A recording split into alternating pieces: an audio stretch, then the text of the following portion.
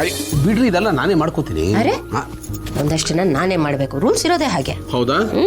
ಅದು ಅಲ್ಲದೆ ಇವತ್ತು ನೀವು ಇಂಟರ್ವ್ಯೂಗೆ ಹೋಗ್ತಿದ್ದೀರಾ, ಸೊ ನಿಮ್ಮನ್ನ ನಾನೇ ರೆಡಿ ಮಾಡಿ ಕಳಿಸ್ಬೇಕು. Thank you. ಅದನ್ನ ನೀವೇ ಇಟ್ಕೊಳ್ಳಿ. ಬೇರೆ ಏನಾದರೂ ಬೇಕಿತ್ತ? ಅದನ್ನು ನೀವೇ ಇಟ್ಕೊಳ್ಳಿ. ಏನ್ರಿ ನೀವು? ನಾನು ಇವತ್ತು ನಿಮ್ಮ ಬಗ್ಗೆ ಮಗು ಬಗ್ಗೆ ಮಾತಾಡಬೇಕು ಅಂತಿದ್ದೀನಿ.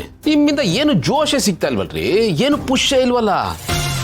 ನೀವು ನನಗೆ ಉತ್ಸಾಹ ತುಂಬ ಕಳ್ಸೋದು ಬಿಟ್ಬಿಟ್ಟು ನಿಮ್ಮ ರೆಸ್ಪಾನ್ಸ್ ನೋಡಿದ್ರೆ ಇಷ್ಟೊಂದು ನೀರಸವಾಗಿದೆಯಲ್ಲ, ಏನು ಸುಖ ಇಲ್ಲ ರೀ. ಅರೆ ಅದೆಲ್ಲ ಹಾಗಿರ್ಲಿ, ನನ್ನ ಬಗ್ಗೆ ಮಗು ಬಗ್ಗೆ ನೀವ್ ಯಾಕೆ ಮಾತಾಡ್ಬೇಕು?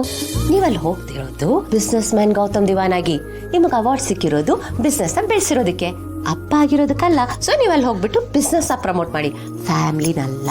ಹೇಳ್ತಾರೆ ಸರಿ, ಬಟ್ ನಾನು ಇವತ್ತು ಏನೇ ಅಚೀವ್ ಮಾಡಿದ್ರು ಅದರಲ್ಲಿ ನಿಮ್ಮ ಪಾಲಿದೆ, ನಮ್ಮ ಫ್ಯಾಮಿಲಿ ಪಾಲು ಇದೆ. ಸೊ ಸಂಸಾರ ಚೆನ್ನಾಗಿದ್ರೇನೆ ಸಕ್ಸಸ್ ಸಿಗೋದು, ಆ ಸಕ್ಸಸ್ನ ಉಳಿಸ್ಕೊಳ್ಳೋದಕ್ಕೆ ಸಾಧ್ಯ ಆಗೋದು. ಸೊ ಫ್ಯಾಮಿಲಿ ಫಸ್ಟ್, ಮಿಕ್ಕಿದೆಲ್ಲ ನೆಕ್ಸ್ಟ್. ಅರ್ಥ ಆಯ್ತಾ? ಅರ್ಥ ಆಯ್ತು. ಇನ್ನೊಂದೇನಂದ್ರೆ, ನಾನು ಬಿಸ್ನೆಸ್ ಮ್ಯಾನ್ ಆಗಿರೋದಕ್ಕೆಲ್ಲ ನನಗೆ ಅವಾರ್ಡ್ ಕೊಡ್ತಾ ಇರೋದು.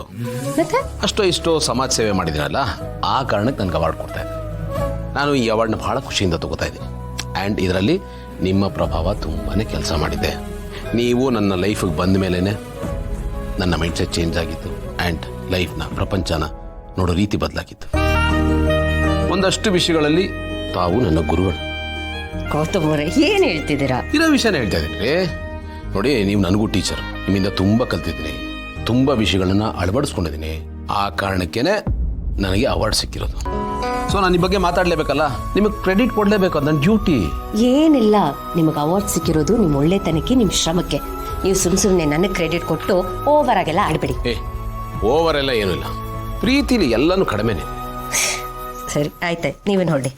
ಏನ್ರಿ ಅಷ್ಟು ಬೇಗ ಸಾಕಾಗ್ತಾ ಇದ್ದೀರಾ? ಇಲ್ಲ, ನಿಮಗೆ ಲೇಟ್ ಆಗಬಾರ್ದು ಅಂತ ಅಷ್ಟೇ. ಅಷ್ಟೇನಾ? ಅಷ್ಟೇ. ಬಾಯ್. ಬಾಯ್.